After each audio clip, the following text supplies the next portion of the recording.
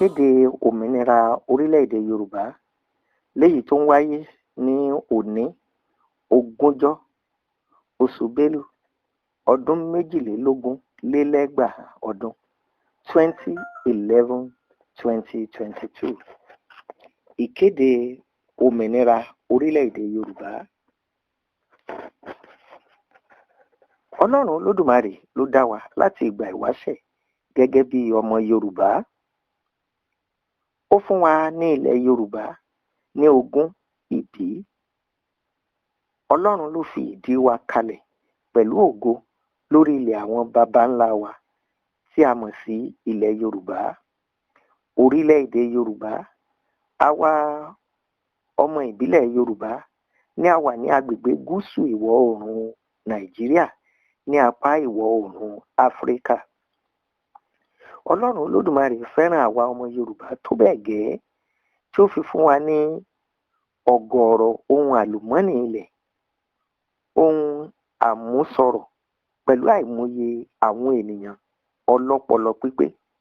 Eléyìí ló sì yà wá sọ́tọ̀ gédégbé gẹ́gẹ́ bí orílẹ̀-èdè tí kò ní àbùlà, àbùdá tàbí àbàwọ́n kankan.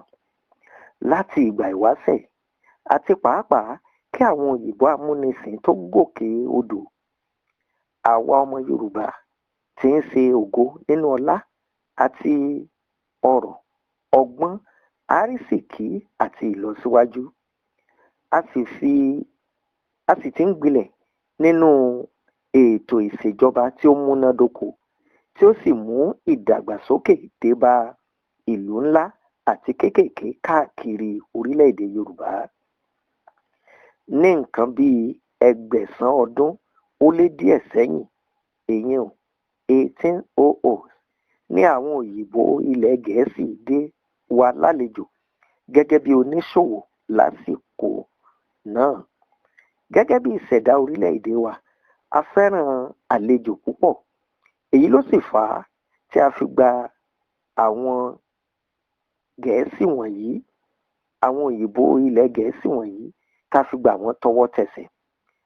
Àwọn bàbá wa bọ̀, wọ́n ní a kì í gbọ́n tó ẹni tí ó ń sọ ni. Fún ìyàlẹ́nu, ṣàdédé ni ìjọba ilẹ̀ Gẹ̀ẹ́sì yí ìtara wa padà sí ìjọba amúnisìn ní 1,100 ọdún 1901 sẹ́yìn. Wọ́n mú wa sìn títí di 1,100 ọdún, èyí 1960, tí wọ́n fún agbègbè tí wọ́n ń pè ní orílẹ̀-èdè Nàìjíríà ní òmìnira nípa ṣíṣe mọ̀gòmọ́gó nínú ètò ìkànìyàn àti ìdìbò tí ó wáyé ṣáájú òmìnira. Àwọn ìjọba ilẹ̀ Gẹ̀ẹ́sì fi agbára ìṣèjọba orílẹ̀-èdè Nàìjíríà lé ẹ̀yà Fúlàní tó jẹ́ ẹ̀yà àjòjì ní Nàìjíríà lọ́wọ́. Àwọn Fúlàní yìí pẹ̀lú àtìlẹ́yìn olórí wọn nígbà náà, Usman Dan Fodio, ti ṣe ọ̀pọ̀lọpọ̀ àkọlù ńláǹlà sí àwọn ọmọ bíbí ẹ̀ka àríwá orílẹ̀-èdè Nàìjíríà tí wọ́n sì ti gba ọ̀pọ̀lọpọ̀ ilẹ̀ ìbí wọn lọ́wọ́ wọn. Bí ó tilẹ̀ jẹ́ wípé èròǹgbà wọn láti gba gbogbo orílẹ̀-èdè Nàìjíríà ló ti já sí pàbórí ní ọjọ́ díẹ̀ lẹ́yìn tí orílẹ̀-èdè Nàìjíríà gba òmìnira, eyín ọjọ́ 12 oṣù Ọ̀wàrà 1,100 ọdún 12/10/1960 ní Alhaji Ahmadu Bello, tí ó jẹ́ ọmọ Usman Dan Fodio, fi èròǹgbà rẹ̀ léde wípé orílẹ̀-èdè tuntun tí à ń pè ní Nàìjíríà yìí gbọ́dọ̀ di ohun ìní baba ńlá wọn, Usman Dan Fodio. A gbọ́dọ̀ ṣe ìdíwọ́ fún ìyípadà ètò ìṣèjọba. A gbọ́dọ̀ lo ẹ̀yà kéréje tó wà ní ẹkùn àríwá gẹ́gẹ́ bí ohun èlò, gúúsù gẹ́gẹ́ bí ìpínlẹ̀ tí a ti ṣẹ́gun. A kò gbọ́dọ̀ fi àyè sílẹ̀ kí wọ́n ṣe àkóso wa láé. Bákan náà, a kò gbọ́dọ̀ jẹ́ kí wọ́n ní agbára lórí ọjọ́ ọ̀la wọn. Ìgbésẹ̀ yìí sì ni Fúlàní ti ń gbé ní orílẹ̀-èdè Nàìjíríà láti ìgbà náà títí di òní. Láti ìgbà tí àwọn Fúlàní ti ń ṣe àkóso ìjọba àpapọ̀ Nàìjíríà ni wọ́n ti ń gbìyànjú láti pa àwọn ọmọ bíbí orílẹ̀-èdè Nàìjíríà run. Eléyìí jẹ́ ìpinnu wọn láti ìgbà náà. Àwọn Fúlàní tó ń pàṣẹ ìjọba àpapọ̀ ti ń ṣiṣẹ́ takuntakun lórí ìpinnu wọn tí Alhaji Ahmadu Bello sọ. Wọ́n ti ń ṣiṣẹ́ díẹ̀díẹ̀ láti lé àti pa àwa ọmọ bíbí Yorùbá, àti pé ọgbọ́n wọn bẹ̀rẹ̀ láti máa gba ilẹ̀ àwọn bàbá wa. Wọ́n sì ti ń ṣe eléyìí láti ìgbà tí àwọn Fúlàní ti pinnu. Àwa ọmọ ìbílẹ̀ Yorùbá tí a nífẹ̀ẹ́ àlàáfíà, tí Olódùmarè sì ń ṣe olùtọ̀nà wa, a ti pinnu láti gbé ìgbésẹ̀ gẹ́gẹ́ bí ìtọ́ni Olódùmarè kí a sì gba orílẹ̀-èdè Yorùbá padà pẹ̀lú ìròyìn ní kíákíá. Nínú àkójọpọ̀ orílẹ̀-èdè tí à ń pè ní Nàìjíríà yìí, àwọn Fúlàní ti dá ẹ̀mí ọ̀gọ̀rọ̀ àwọn ènìyàn wa légbodò. Wọ́n ti fi òṣì àtọwọ́dá bá wa jà. Ìfipámúnisìn, ìkọlù, ìlòkulò bí omi òjò, ìwà ìrẹ́jẹ ní àwọn ìjàmbá tí wọ́n ti ṣe fún àwa ẹ̀yà Yorùbá. Nítorí náà, ẹ̀tọ́ wa ni, ojúṣe wa sì ni pẹ̀lú láti tú ìsopọ̀ tí àwọn òyìnbó amúnisìn ṣe fún wa ká, kí a sì gba ẹ̀tọ́ wa gẹ́gẹ́ bí ọmọ Yorùbá bínibí. Ní nǹkan bí ọdún 29 years ago sẹ́yìn ni a ti bẹ̀rẹ̀ ìjà òmìnira orílẹ̀-èdè Yorùbá yìí ní bòńkẹ́lẹ́, ṣùgbọ́n ọdún 3 sẹ́yìn ni ó di tọ́rọ́ fọ́nkálé látàrí bí ó ti hàn gbangba pé èròǹgbà kan tí ó farasin wà láti pa ìran Yorùbá run àti láti ba ilẹ̀ baba ńlá wa jẹ́. Fún àwa ọmọ Yorùbá tí ó lé ní mílíọ̀nù méjìdínláàádọ́rin, èyí 68 million, ni wọ́n ti ń fi ẹ̀tọ́ wa dù láti ìgbà ìmúnisìn títí di òní, nítorí a kò ní agbára láti ṣe àkóso àwọn àlùmọ́nì ọrọ̀ ajé wa.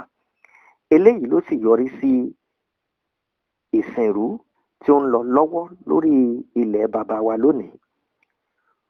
Fún àìlágbára láti ṣe àkóso ọrọ̀ ajé wa, bí ó tilẹ̀ jẹ́ wípé a ní ọ̀pọ̀lọpọ̀ ọrọ̀ ajé, ṣùgbọ́n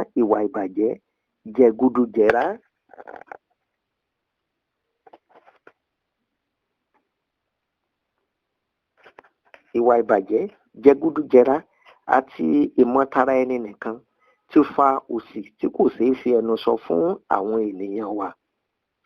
Fún ìwà ìjẹkújẹ tí ó gba ìlú kan, àkóbá àmọ̀ọ́mọ̀ ṣe sí àwọn ohun amáyédẹrùn láwùjọ àti ti ọrọ̀ ajé wa ti yọrí sí àìní ìdàgbàsókè tí ó nípọn, àìní iṣẹ́ lápá, ètò ọrọ̀ ajé tí ó mẹ́hẹ, àìlówó lọ́wọ́ àti àìnírètí ti fi àyè gbà wá. Ó ti fi àyè gba ìwà ìbàjẹ́ tí kìí ṣe ìwà abínibí ọmọ Yorùbá láàárín àwọn ọ̀dọ́mọkùnrin àti obìnrin wa, bí ìwà ìpànìyàn, dídá ẹ̀mí ara ẹni légbodò, gbígba orí omi lọ sí òkè òkun ní ọ̀nà ẹ̀bùrú àti bẹ́ẹ̀ bẹ́ẹ̀ lọ.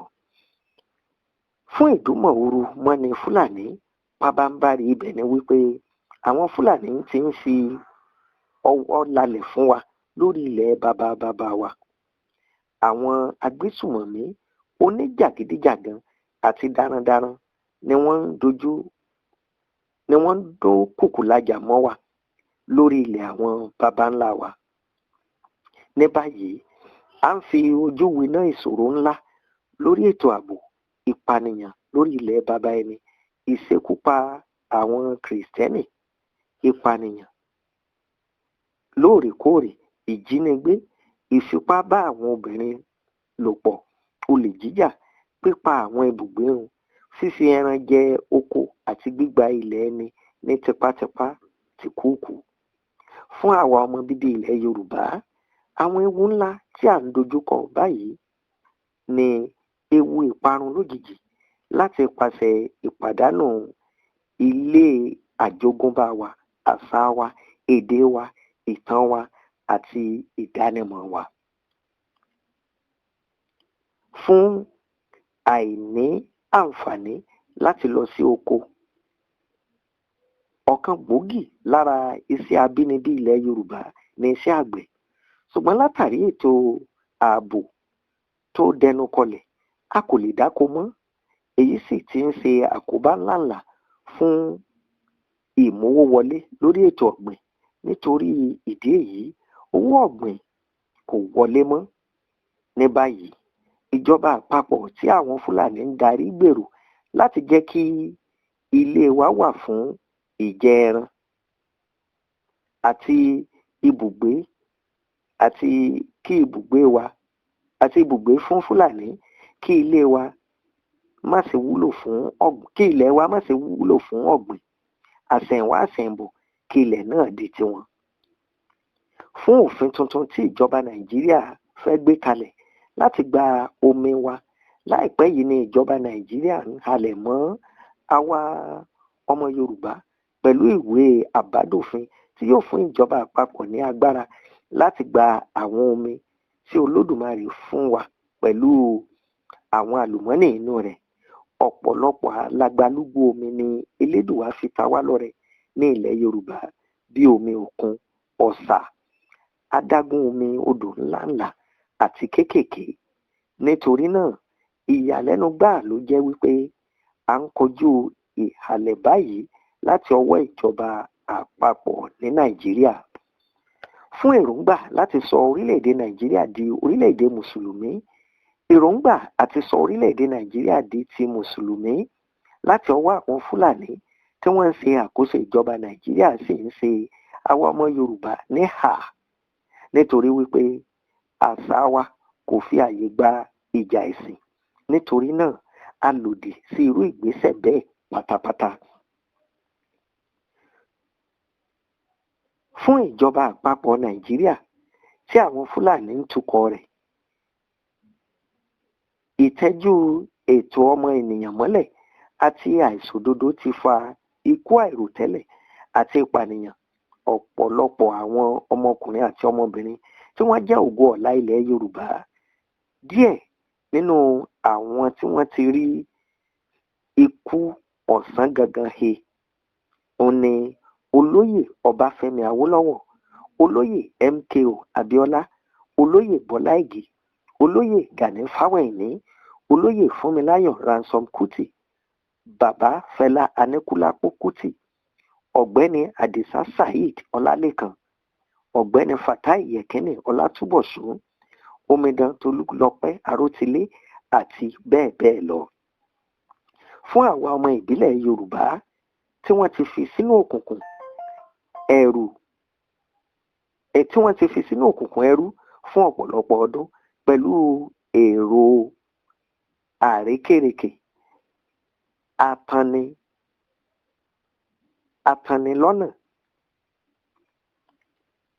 atanilọ́nà pé orílẹ̀-èdè kan ní Nàìjíríà. Nàìjíríà jẹ́ àkópọ̀ àwọn orílẹ̀-èdè púpọ̀.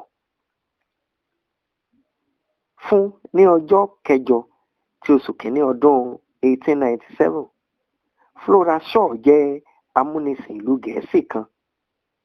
Ó sọ agbègbè tí ìjọba Gẹ̀ẹ́sì tí ìjọba amúnisìn ti ṣàkóso ní Nàìjíríà. Fún àwa ọmọ ìbílẹ̀ Yorùbá, èrò tí kò dára ni wọ́n tó fi jẹ́ pé Ọlọ́run Olódùmarè ló dá Nàìjíríà láti di orílẹ̀-èdè kan. Ní báyìí, ní 1914, Lord Lugard ti British colonialist ṣe ìdàpọ̀ ọgọ́rùn-ún ọdún tí gúúsù àti àríwá Nàìjíríà. fún àwọn àǹfààní ajé tí ìjọba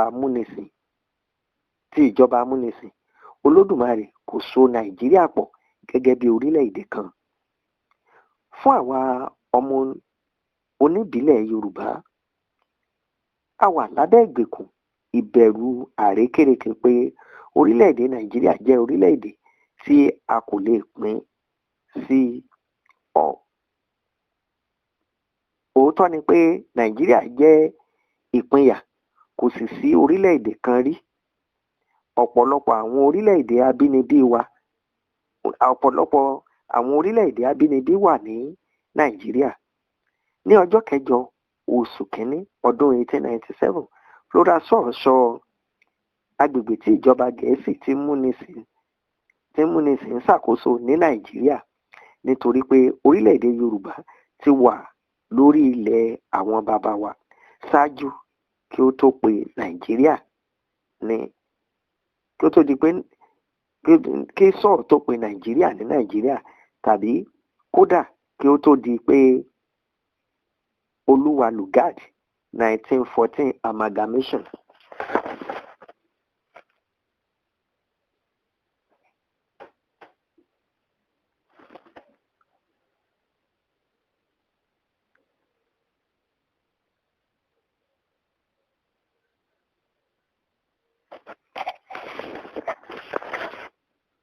Àwa ọmọ ìbílẹ̀ Yorùbá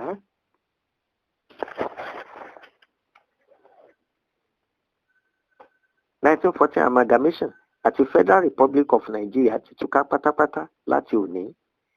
Àwa ọmọ ìbílẹ̀ Yorùbá láti ìsinsìnyí lọ a ti gba gbogbo ilẹ̀ àwọn baba ńlá wa. Orílẹ̀-èdè Yorùbá wà ní ààlà ní ìwọ̀ oòrùn pẹ̀lú Benin Republic, ní ìlà oòrùn ní Nàìjíríà gúúsù, ẹkùn gúúsù ní àríwá pẹ̀lú orílẹ̀-èdè Nàìjíríà, àti ní gúúsù lẹ́bàá òkun Guinea. Àwa ọmọ ìbílẹ̀ Yorùbá gbèrò láti mú àjọṣe alálàáfíà mọ́ pẹ̀lú àwọn ọmọ Nàìjíríà gbèrò láti má ní àjọṣe àlàáfíà mọ́ pẹ̀lú orílẹ̀-èdè Nàìjíríà. Ní báyìí, tí ó bá jẹ́ pé àwọn iṣẹ́ ìbànújẹ́, ìhàlẹ̀, inúnibíni, ìpápá, ìjà, ìhàlẹ̀ tàbí ìwà ipá tí ó lè já sí ogun láti Nigeria Republic, Yorùbá Nation yóò tì í pa lẹ́sẹ̀kẹsẹ̀. Gbogbo àwọn ààlà wa pẹ̀lú Nigeria Republic. Fún gbogbo ààlà ilẹ̀ Yorùbá, barracks, stations, ports, pápá ọkọ̀ òfurufú tí a gbà ní àṣẹ láì fọwọ́ yí nípasẹ̀ àwọn agbára ológun Yorùbá àti ààbò ilẹ̀ Yorùbá fún ìwúlò orílẹ̀-èdè Yorùbá nìkan. Ìjọba ilẹ̀ Yorùbá lẹ́sẹ̀kẹsẹ̀ yóò gba ètò ìjọba ilẹ̀ Yorùbá. The short time duration of our interim government is to enable the indigenous Yoruba people produce a onígbàgbọ́ constitution of Yoruba people by Yoruba people for Yoruba people at the Yoruba Sovereign Conference. Orílẹ̀-èdè Yorùbá yóò kọ́ ògiri ńlá yíká ààlà agbègbè wa fún àfikún ààbò ilẹ̀ baba wa. Àwọn ọmọ ìbílẹ̀ Yorùbá gbàgbọ́ nínú àdásóde àjọṣepọ̀ àgbáyé. A pinnu láti ṣe àgbérò ojúlówó ìbáṣepọ̀ pẹ̀lú gbogbo orílẹ̀-èdè àgbáyé àti láàrin àwa pẹ̀lú gbogbo orílẹ̀-èdè àgbáyé àti àwọn àjọ káríayé tí ó ń bọ̀wọ̀ àti mọ orílẹ̀-èdè Yorùbá òmìnira lọ́rùn. àwọn ọmọ ìbílẹ̀ Yorùbá àtẹ̀jáde tuntun tí a sì kéde pé orílẹ̀-èdè Yorùbá òmìnira lọ́rùn ni a lọ láti jẹ́ òmìnira àti òmìnira. Orílẹ̀-èdè Yorùbá òmìnira ti jáwọ́ nínú gbogbo ìfọwọ́sowọ́pọ̀ sí Federal Republic of Nigeria àti pé gbogbo ìsopọ̀ òṣèlú tí ó wà láàrin orílẹ̀-èdè Yorùbá òmìnira àti àpapọ̀ orílẹ̀-èdè Nàìjíríà yóò tú pátápátá láti ọjọ́ òní tí ń ṣe 20 oṣù kọkànlá ọdún 2022. Àwa ọmọ ìbílẹ̀ Yorùbá fún gbogbo ààlà ilẹ̀ Yorùbá, barrack, station, port, pápákọ̀ òfurufú tí a gbà ní àṣẹ láì fọwọ́yí nípasẹ̀ àwọn agbára ológun Yorùbá àti ààbò ilẹ̀ Yorùbá fún ìwúlò orílẹ̀-èdè Yorùbá nìkan.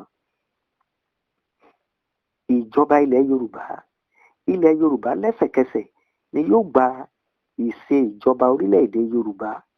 The short-term duration of our ìjọba fìdíhẹ́ is to enable we, the indigenous Yoruba people, produce a onígbàgbọ́ constitution of Yoruba people by Yoruba people for Yoruba people at the Yoruba Sovereign Conference.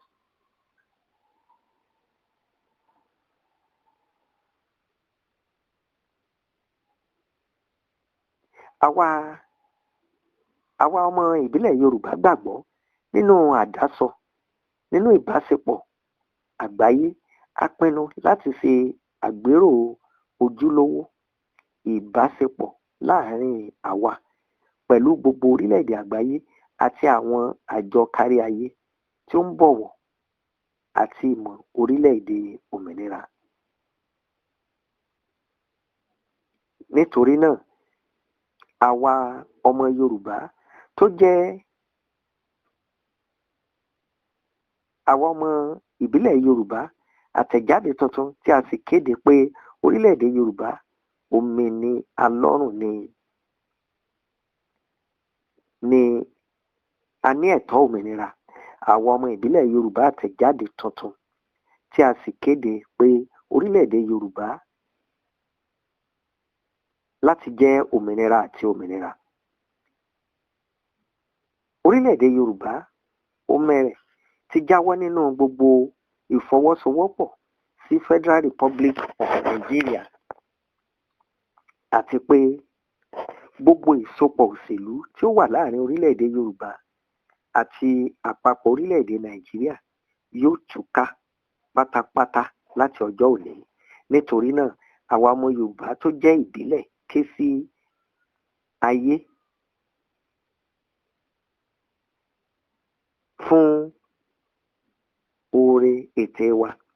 Àwa ọmọ ìbílẹ̀ Yorùbá mú àwọn òtítọ́ wọ̀nyí mọ́ra láti fi ara wọn hàn pé gbogbo ènìyàn ni a dá dọ́gba, pé ẹlẹ́dàá wọn ní àwọn ẹ̀tọ́ àìyẹsẹ̀ kan, pé lára ìwọ̀nyí ni iye òmìnira àti ìlépa ayọ̀. Ní orúkọ Ọlọ́run Olódùmarè, gbogbo ayé, Olódùmarè orílẹ̀-èdè Yorùbá òmìnira gẹ́gẹ́ bí orílẹ̀-èdè Yorùbá òmìnira àti òmìnira ní agbára kíkún láti gbé ogun ró, parí àlàáfíà, àdéhùn ṣíṣe, ìṣòwò àti láti ṣe gbogbo iṣẹ́ àti ohun tí orílẹ̀-èdè òmìnira ń ṣe ní ẹ̀tọ́ láti ṣe.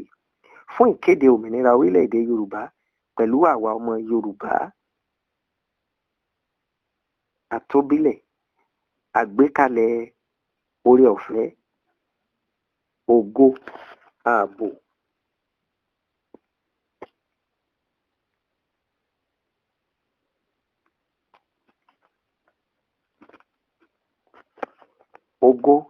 ààbò, àti àánú Ọlọ́run Olódùmarè.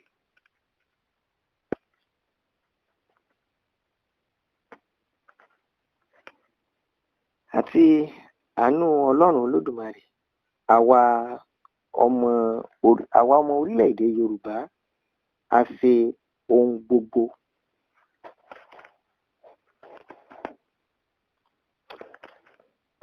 ohun gbogbo tí ó tọ́ àti tí ó tọ̀nà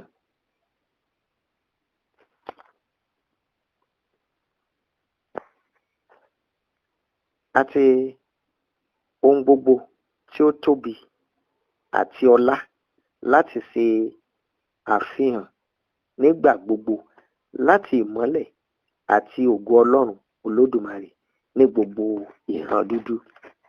Lẹ́ẹ̀kan sí, Kẹ́hìndé AR láti ìpínlẹ̀ Kogi, òun ló ka ìkéde orílẹ̀-èdè Yorùbá yìí. Ẹ ṣeun púpọ̀. In reclaiming back our Yoruba nationhood, November 20th, 2022, Declaration of the Independence of Yoruba Nation. We, the indigenous Yoruba people, are divinely created by Almighty God from the beginning of time as Yoruba people.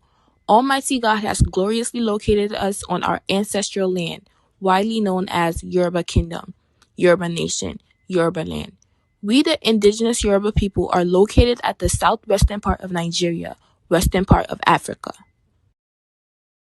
We, the indigenous Yoruba people, are richly and abundantly blessed by Almighty God with mineral resources, natural resources, and human resources.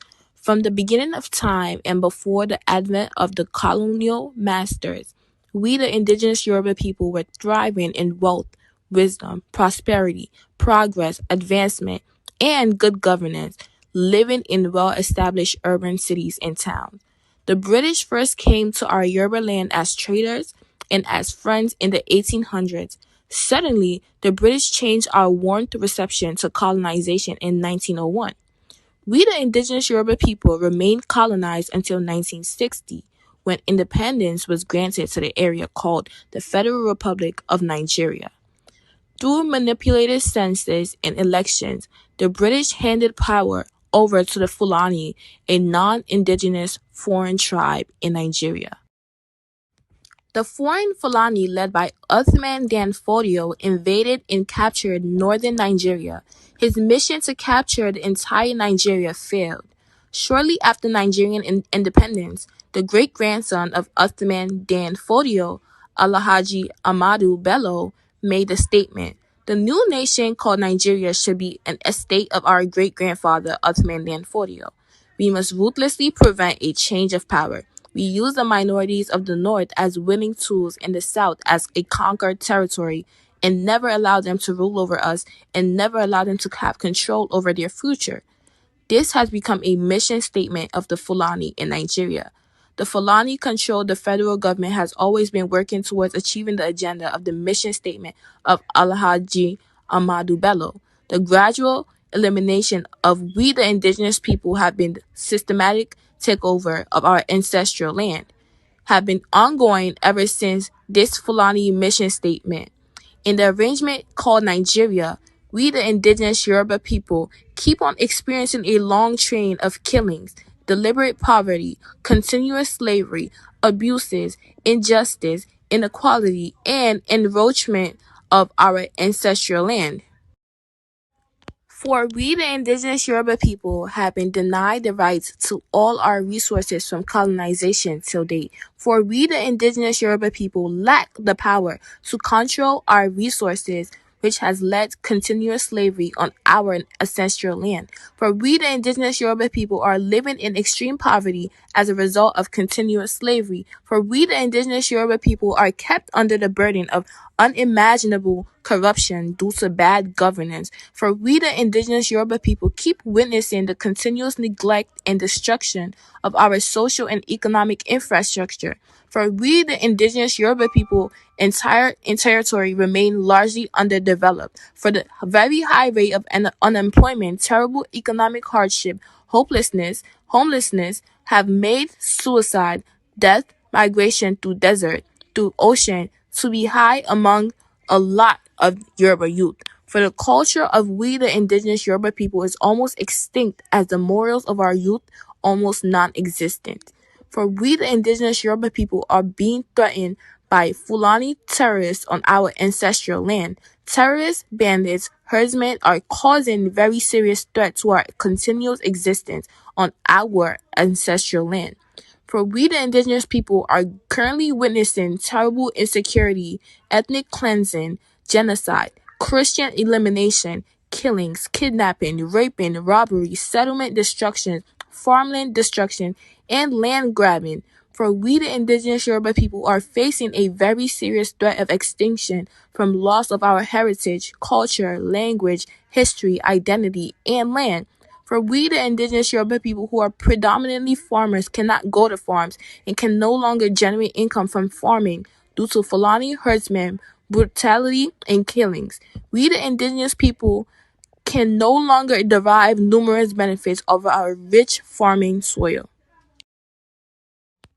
The Fulani-controlled federal government plans to make we the indigenous Yoruba people's land available for cattle grazing with Ruga, basically the takeover of our ancestral land. For we the indigenous Yoruba people are being threatened with Fulani-controlled federal government waterway bill in a move to take over our entire naturally endowed water resources. We the indigenous Yoruba people are surrounded by rivers, streams, lagoons, and Atlantic Ocean. It is unimaginable that we are experiencing such a threat on our ancestral land. For the Islamization agenda of the Fulani-controlled federal government is totally contrary to we the indigenous Yoruba people's belief in freedom of religion.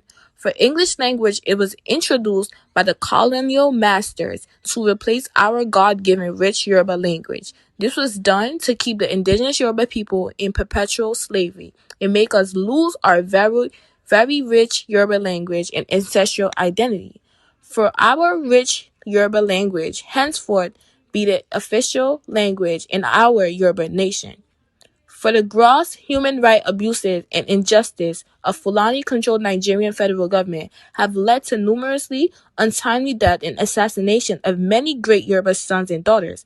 The very long list includes Chief Obafemi Awolowo, Chief MKO, Abiola, Chief Bola Ige, Chief Gani Fawehinimi, Chief Miss Fumilayo Ransom Kuti, Baba Fela Anikulapo Kuti, Mr. Adisa Saheed Olalekan, Mr. Fatai Yekini Olatu Boson, Ms. Tolulope Arotale, and many more. For we, the indigenous Yoruba people, have been kept in total darkness of slavery for several years, with the fraudulent, misleading notion that Nigeria is one nation. Nigeria is the amalgamation of many nations. For we, the indigenous Yoruba people, have been fed with the wrong concept that Nigeria was created by Almighty God to be one nation. Meanwhile, in 1914, Lord Lugard, the British colonist, formed a 100 years amalgamation of southern and northern Nigeria for economic benefits of the colonial empire. Almighty God did not put Nigeria together as one nation, for we the indigenous Yoruba people are under the bondage of fraudulent fear that Nigeria is one indivisible one nation. The truth is that Nigeria is divisible and was never one nation. There are many indigenous nations within Nigeria. On the 8th day of January 1897, Flourisher named the geographical area controlled by the colonial British Empire as Nigeria. For Yoruba nation has been in existence of our ancestral land before Nigeria was named by Shore, or even before the Lord Lugard 1914 amalgamation. For the 1914 amalgamation expired in 2014, it is therefore our right, it is our duty to throw off the expired amalgamation arrangement of the colonial master and claim our rights to self-determination as indigenous Yoruba people.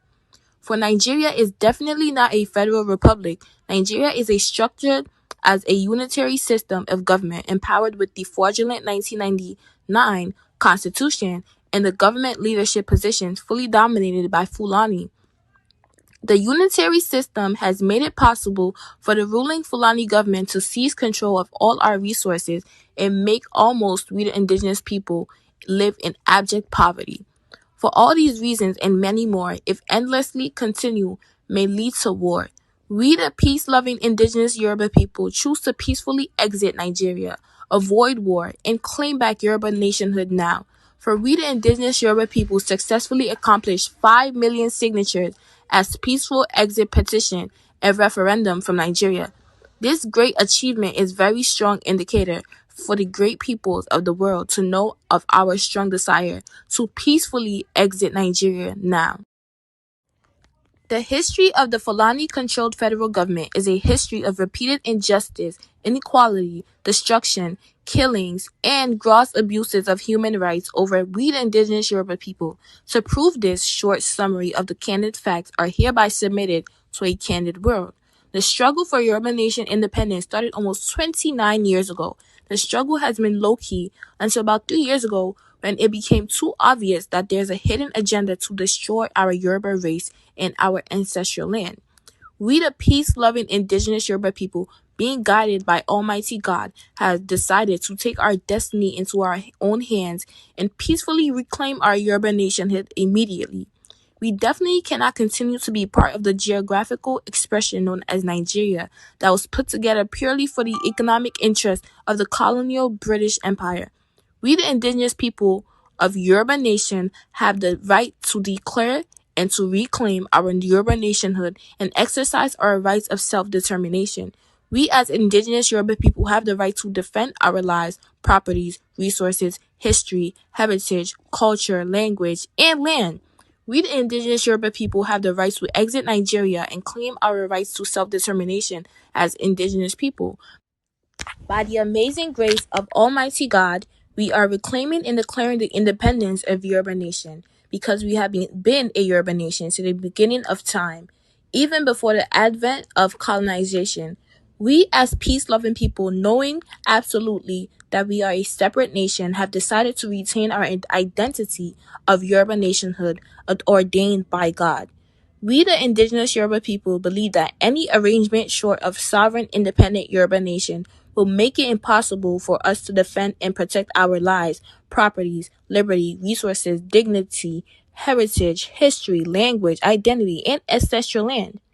Nigeria, being a signatory to the United Nations Charter on Self-Determination, is expected not to go against our rights to self-determination as indigenous people. 2022 Yoruba nationhood has nothing to do with the Nigerian election of 2023. Yoruba nation will stand in 2022 by God's grace, while Nigerian elections are 2023.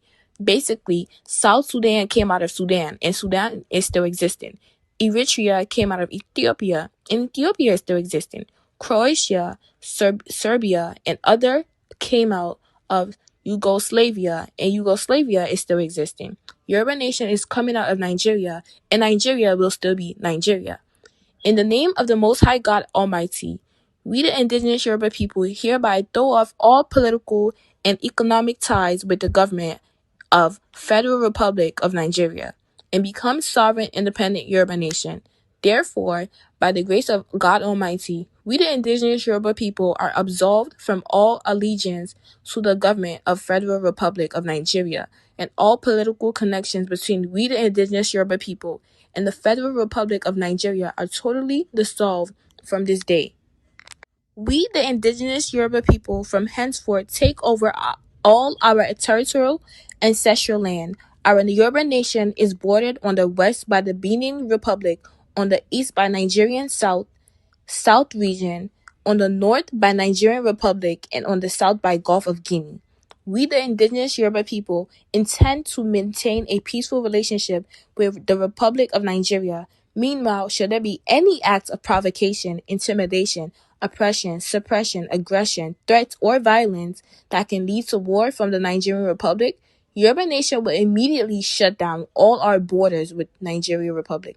For all Yoruba Nation borders, barracks, stations, seaports, airports are hereby taken over automatically by our Yoruba Armed Forces and Yoruba Homeland Security for the interest of Yoruba Nation only. Yoruba Nation interim government shall immediately take over the affairs of Yoruba Nation government. The short-term duration of our interim government is to enable we the indigenous Yoruba people to produce a genuine constitution of Yoruba people by Yoruba people, for Yoruba people, at the Yoruba Sovereign Conference. Yoruba Nation shall build great walls around our territorial borders for additional security of our ancestral land. We, the indigenous Yoruba people, believe in neutrality of international relations. We intend to build genuine mutual relationships with all nations of the world and international bodies that do respect and recognize sovereign, independent Yoruba nation.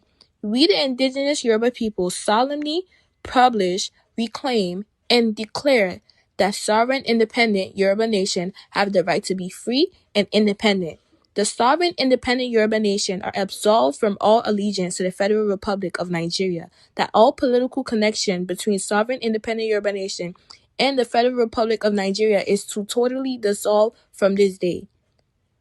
We, the indigenous Yoruba people, therefore appeal to the world for the goodness of intentions. We, the indigenous Yoruba people, hold these truths to be self-evident, that all men are created equal, that they are endowed by the Creator with certain unalienable rights, that among these are life, liberty, and the pursuit of happiness. In the name of the Most High God Almighty, the sovereign, independent Yoruba nation, as indigenous and independent Yoruba nation, have full power to levy war and conclude peace, contract alliances, establish commerce, and to do all other acts and things which independent nations have the right to do. For the Declaration of Independence of the Yoruba Nation, we, the indigenous Yoruba people, have strong reliance on the grace, glory, protection, and mercy of Almighty God. We, the indigenous Yoruba people, pledge to do all that are great and honorable, to always reflect the light and the glory of Almighty God in Yoruba race. My name is Dalapo Akinola, and this is Yoruba People reclaiming back Yoruba nationhood. Reprendre notre nation Yoruba le 20 novembre 2022. Déclaration d'indépendance de la nation Yoruba. Nous, le peuple autochtone Yoruba, sommes divinement créés par Dieu Tout-Puissant depuis le début des temps en tant que peuple Yoruba.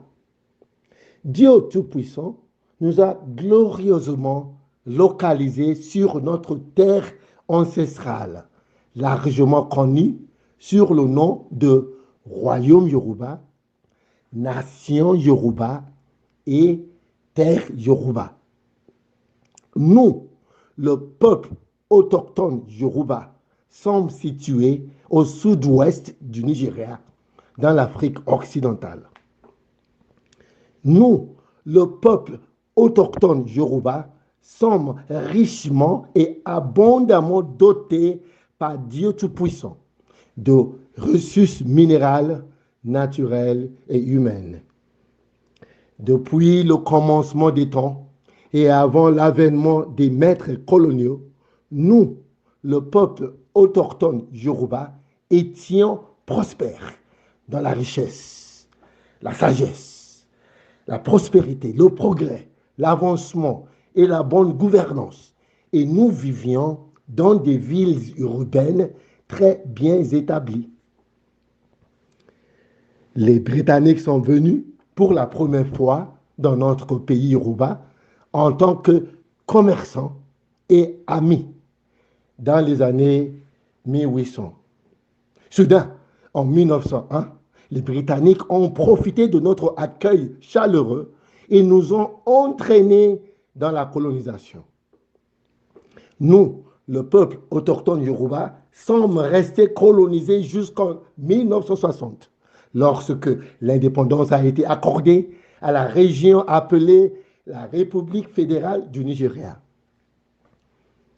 En manipulant les recensements et les élections, les Britanniques ont cédé le pouvoir aux Fulani, une tribu non indigène et étrangère au Nigeria. Les étrangers Fulani, dirigés par Ousmane Danfodio, ont évahi et capturé le nord du Nigeria. Mais ils n'ont pas réussi leur mission de capturer le Nigeria dans son entièreté. Peu de temps après l'indépendance du Nigeria, l'arrière-petit-fils d'Ousmane Danfodio, Alhaji Amadou Bello, a fait la suivante déclaration. La nouvelle nation appelée Nigeria devrait être en domaine de notre arrière-grand-père Ousmane Danfodio.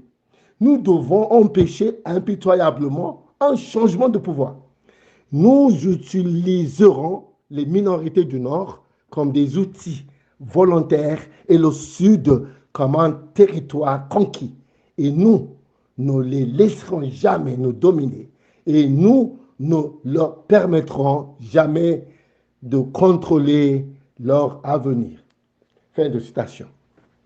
Cela est devenu un énoncé de mission des Fulani au Nigeria. Le gouvernement fédéral, sous le contrôle des Fulani, a toujours œuvré à la réalisation de l'agenda de l'énoncé de mission d'Alhaji Ahmadu Bello. L'élimination progressive de nous, le peuple autochtone Yoruba, et la prise de contrôle systématique de notre terre ancestrale se poursuivent depuis cet énoncé de mission des Fulani. Au sein de l'arrangement appelé Nigeria, nous, le peuple autochtone Yoruba, sommes toujours aux prises avec une longue série de meurtres, de pauvreté délibérée, d'esclavage continu, d'abus, d'injustice, d'inégalité et d'empiètement sur notre terre ancestrale.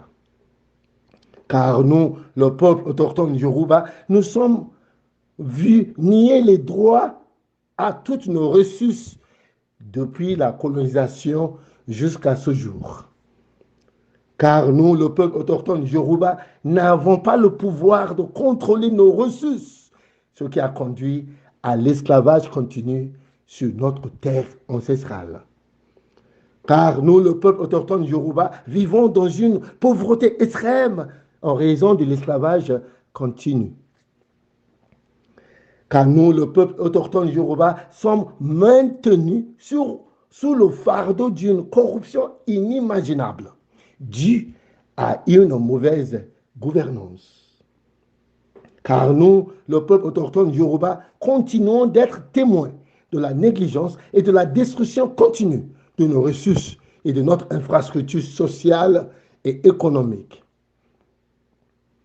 En 1914, le colonialiste britannique Lord Lugard a formé une fusion d'une durée de 100 ans du sud et du nord du Nigeria, afin que l'empire colonial puisse en tirer des avantages économiques. Dieu Tout-Puissant n'a pas fondé le Nigeria comme une seule nation.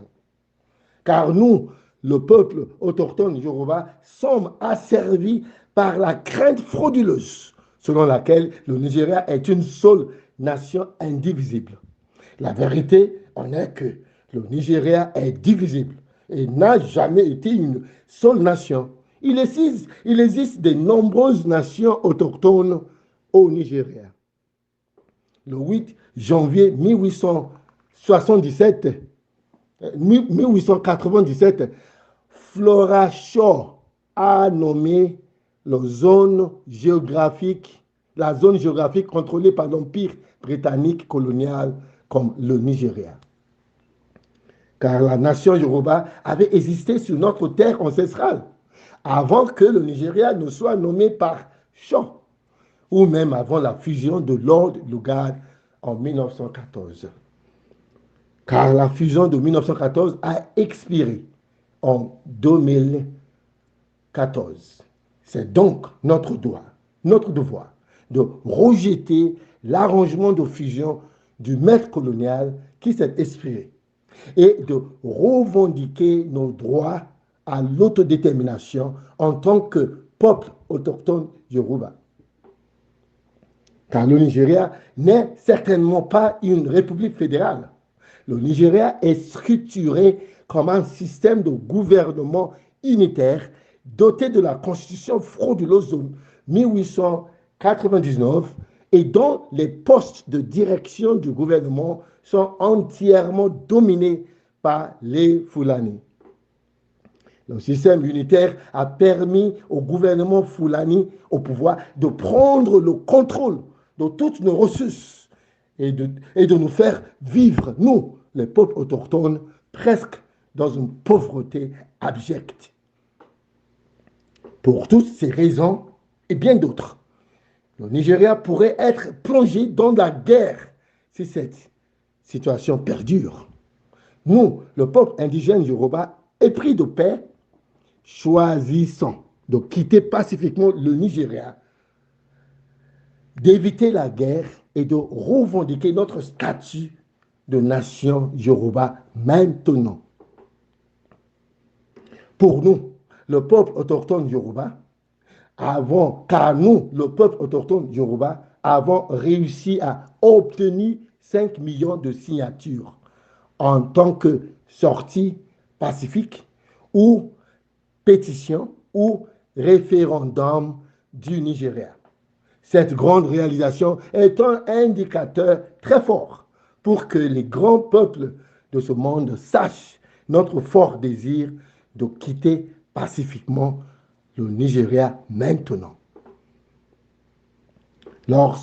L'histoire du gouvernement fédéral contrôlé par les Fulani est une histoire d'injustice répétée, d'inégalité, de destruction, de meurtre et de violation flagrante des droits de l'homme à l'encontre de nous, le peuple autochtone Yoruba. Pour le prouver, un bref résumé des faits francs est ici soumis à un monde franc. La lutte pour l'indépendance de la nation Yoruba a commencé il y a près de 29 ans. La lutte a été discrète jusqu'à il y a environ 3 ans, lorsqu'il est devenu trop évident qu'il existe un programme caché pour détruire notre race Yoruba et notre terre ancestrale. Nous, le peuple indigène Yoruba, épris de paix, guidés par Dieu Tout-Puissant, avons décidé de prendre notre destin en main et de reconquérir pacifiquement notre nation Yoruba immédiatement. Nous ne pouvons certainement pas continuer à faire partie de l'expression géographique connue sous le nom de Nigeria, qui a été créée uniquement pour les intérêts économiques de l'Empire britannique colonial. Nous, le peuple autochtone de la nation Yoruba, avons le droit de déclarer, de réclamer notre statut de nation Yoruba et d'exercer nos droits à l'autodétermination. En tant que peuple autochtone Yoruba, nous avons le droit de défendre nos vies, nos propriétés, nos ressources, notre histoire, notre patrimoine, notre culture, notre langue et notre terre. Nous, le peuple autochtone Yoruba, avons le droit de quitter le Nigeria et de revendiquer nos droits à l'autodétermination en tant que peuple autochtone. Pour nous, le peuple autochtone Yoruba, l'ensemble de notre territoire reste largement sous-développé, car le taux de chômage très élevé, les terribles difficultés économiques, le désespoir, le sans-abrisme ont fait du suicide, de la mort causée par la migration à travers le désert et l'océan un taux élevé parmi de nombreux jeunes Yoruba. Car la culture de nous, le peuple autochtone Yoruba, est presque éteinte, tout comme la morale de nos jeunes est presque tombée dans l'inexistence. Car nous, le peuple autochtone Yoruba, sommes menacés par des terroristes Fulani sur notre terre ancestrale. Les terroristes, les bandits, les bergers posent de très sérieuses menaces à notre existence continue sur notre terre ancestrale. Car nous, le peuple autochtone Yoruba, sommes actuellement témoins d'une terrible insécurité, d'un nettoyage ethnique, de la génocide, de l'élimination des chrétiens, de meurtres, d'enlèvements, de viols, de vols, de la destruction de nos établissements, de la destruction des terres agricoles et d'accaparement des terres. Car nous, le peuple autochtone Yoruba, sommes confrontés à une très grave menace d'extinction, de perte de notre patrimoine, de notre culture, de notre langue, de notre histoire, de notre identité et de notre territoire. Car nous, le peuple autochtone Yoruba, qui sommes principalement des agriculteurs, ne pouvons pas aller dans les fermes et ne pouvons plus générer des revenus de l'agriculture en raison de la brutalité et des meurtres des bergers Fulani. Nous, le peuple autochtone Yoruba, ne pouvons plus tirer les nombreux avantages de notre sol agricole riche. Le gouvernement fédéral contrôlé par les Fulani prévoit de rendre notre terre autochtone Yoruba disponible pour le pâturage du bétail par le biais de la politique Ruga. Fondamentalement, cela équivaut à la prise de contrôle de notre terre ancestrale. Car nous, le peuple autochtone Yoruba, sommes menacés par le projet de loi sur les voies navigables du gouvernement fédéral contrôlé par les Fulani. Et ce, dans le but de prendre en charge l'ensemble de nos ressources en eau naturellement dotées. Nous, le peuple autochtone Yoruba, sommes entourés de rivières, de ruisseaux, de lagons et de l'océan Atlantique. Il est inimaginable que nous soyons confrontés à une telle menace sur notre terre ancestrale. Car le programme d'islamisation du gouvernement fédéral contrôlé par les Fulani est totalement contraire à la croyance du peuple autochtone Yoruba en la liberté de religion. Car la langue anglaise a été introduite par les maîtres coloniaux pour remplacer le Yoruba, notre langue riche, qui nous a été donnée par Dieu. Cela a été fait pour nous maintenir, nous, le peuple autochtone Yoruba, en esclavage perpétuel. Il nous fait perdre notre très riche langue Yoruba et notre identité ancestrale. Car notre riche langue Yoruba sera désormais la langue officielle de notre nation Yoruba. Car les violations flagrantes des droits de l'homme et l'injustice du gouvernement fédéral nigérien, contrôlé par les Fulani, ont conduit à de nombreux décès et d'assassinats prématurés de nombreux grands-fils et filles Yoruba.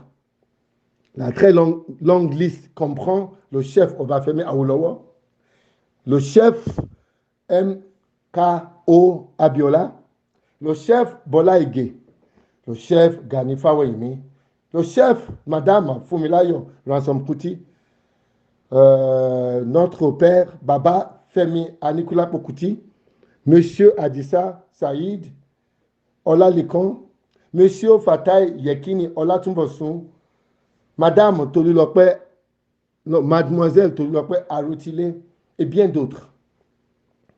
Car nous, le peuple autochtone Yoruba, avons été maintenus sur le joug de l'esclavage pendant plusieurs années, avec la notion frauduleuse et trompeuse que le Nigeria est une seule nation, alors que le Nigeria est la fusion de plusieurs nations. Car nous, le peuple autochtone Yoruba, avons été nourris avec le mauvais concept selon lequel le Nigeria a été créé par Dieu. Pourtant, par l'étonnante grâce de Dieu Tout-Puissant, nous réclamons et déclarons l'indépendance de la nation Yoruba, parce que nous sommes la nation Yoruba depuis le commencement des temps, avant même l'avènement de la colonisation. Nous, en tant que peuple épris de paix, sachons absolument que nous sommes une nation distincte, avons décidé de conserver notre identité de nation Yoruba ordonnée par Dieu. Nous, le peuple autochtone Yoruba, croyons que tout arrangement sans la nation souveraine, indépendante Yoruba nous empêchera de défendre et de protéger nos vies, nos propriétés et notre liberté, nos ressources, notre dignité, notre patrimoine, notre histoire, notre langue, notre identité et notre terre ancestrale. Le Nigeria étant signataire de la Charte des Nations Unies sur l'autodétermination, ne devrait pas aller contre nos droits à l'autodétermination en tant que peuple autochtone. La nation Yoruba de 2022 n'a rien à voir avec l'élection nigérienne de 2023. La nation Yoruba se présentera en 2022 par la grâce de Dieu. Tandis que les élections nigériennes auront lieu en 2023. Fondamentalement, le Soudan du Sud est sorti du Soudan. Et le Soudan existe toujours. L'Érythrée est sortie de l'Éthiopie. Et l'Éthiopie existe toujours. La Croatie, la Serbie et d'autres sont sortis de la Yougoslavie. Et la Yougoslavie existe toujours. La nation Yoruba sortira du Nigeria et le Nigeria restera le Nigeria.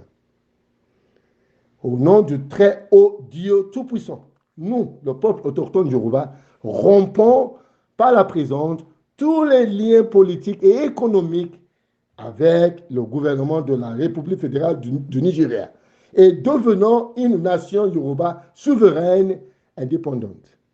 Par conséquent, par la grâce de Dieu Tout-Puissant, nous, le peuple autochtone Yoruba, sommes absous de toute allégeance au gouvernement de la République fédérale du Nigeria. Tous les liens politiques entre nous, le peuple autochtone Yoruba et la République fédérale du Nigeria sont totalement dissous à partir de ce jour. Nous, le peuple autochtone Yoruba, prenons désormais en charge toutes nos terres ancestrales territoriales. Notre nation Yoruba est bordée à l'ouest par la République du Bénin, à l'est par le sud du Nigeria, à la région sud, au nord par la République du Nigeria et au sud par le golfe de Guinée. Nous, le peuple autochtone Yoruba, avons l'intention de maintenir des relations pacifiques avec la République du Nigeria. Entre-temps, s'il devait y avoir de la part de la République du Nigeria des actes de provocation, d'intimidation, d'oppression, de répression, d'agression, de menaces ou de violence quelconque pouvant mener à la guerre, la nation Yoruba fermera immédiatement toutes nos frontières avec la République du Nigeria. Car par la présente, toutes les frontières de la nation Yoruba, les casernes, les gares, les ports maritimes et les aéroports sont repris automatiquement par nos forces armées Yoruba et par la sécurité intérieure Yoruba, uniquement dans l'intérêt de la nation Yoruba. Le gouvernement intérimaire de la nation Yoruba prendra immédiatement en charge les affaires du gouvernement de la nation Yoruba. La durée à court terme de notre gouvernement intérimaire nous permettra à nous, le peuple autochtone Yoruba, de produire une véritable constitution du peuple Yoruba, par le peuple Yoruba et pour le peuple Yoruba, lors de la conférence souveraine Yoruba. La nation Yoruba construira de grands murs autour de nos frontières territoriales pour instaurer une sécurité supplémentaire de notre terre ancestrale. Nous, le peuple autochtone Yoruba, croyons en la neutralité des relations internationales. Nous avons l'intention de construire des relations authentiques et mutuelles avec toutes les nations du monde et les organismes internationaux qui respectent et qui reconnaissent la nation souveraine indépendante Yoruba. Nous, le peuple autochtone Yoruba, publions, réclamons et déclarons solennellement que nous sommes la nation souveraine indépendante Yoruba, ayant le droit d'être libre et indépendante. Que nous, la nation souveraine indépendante Yoruba, sommes absous de toute allégeance à la République fédérale du Nigeria et que tout lien politique entre notre nation souveraine indépendante Yoruba et la République fédérale du Nigeria est totalement dissous à partir de ce jour.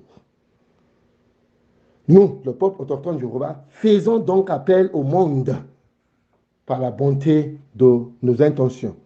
Nous, le peuple autochtone Yoruba, tenons ces vérités pour évidentes, que tous les hommes sont créés égaux, qu'ils sont dotés par leur Créateur de certains droits inaliénables, parmi lesquels figurent la vie, la liberté et la poursuite du bonheur.